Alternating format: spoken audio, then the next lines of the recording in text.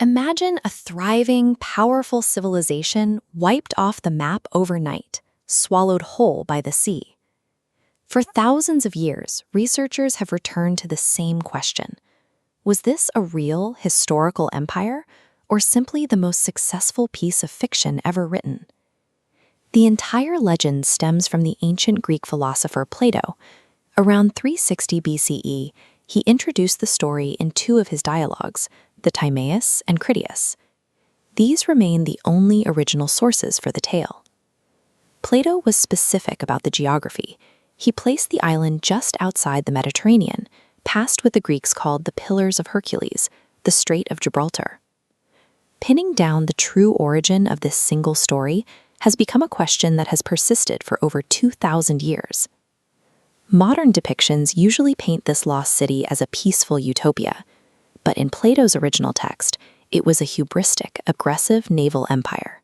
According to the story, their downfall began when they launched a massive military campaign against a fictionalized, perfect version of ancient Athens.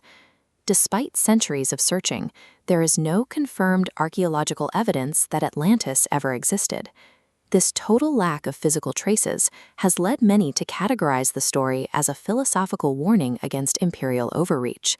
But to understand why that debate continues, we have to look at the sites where people claim the story actually happened.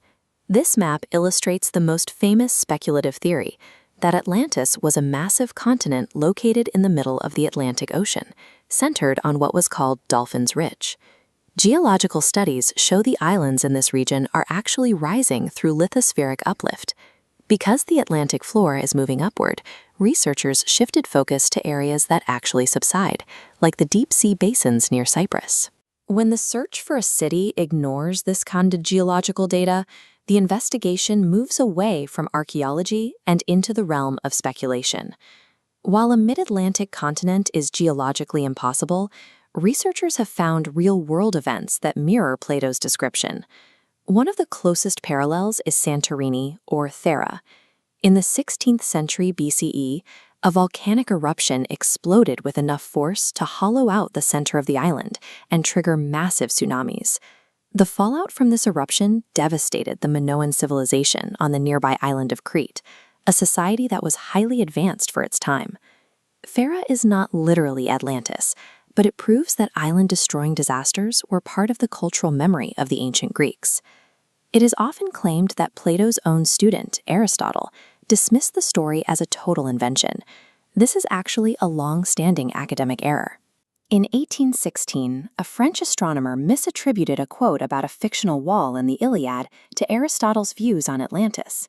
In reality, ancient philosophers debated the existence of the empire for centuries, but they had seen entire cities disappear before.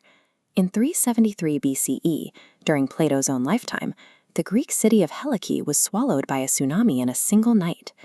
Because Plato and his students had seen cities like Helike vanish, the idea of a sunken empire wasn't just a fantasy, it was a plausible reality. Today, we have to distinguish between what Plato wrote, a moral allegory, and modern claims involving ancient aliens or high-tech survivors. Much of the modern legend began with Ignatius Donnelly, who in 1882 published a book that treated the story as literal history, reviving interest in the myth for a new generation. The reason the story persists has less to do with archaeology and more to do with human psychology. We are drawn to the idea that even the most powerful civilizations are fragile. Whether Atlantis was a purely philosophical fiction or a legend inspired by the destruction of Thera and Helike, our obsession with it reveals a persistent truth. We are still captivated by the thought that everything we build is more temporary than we realize.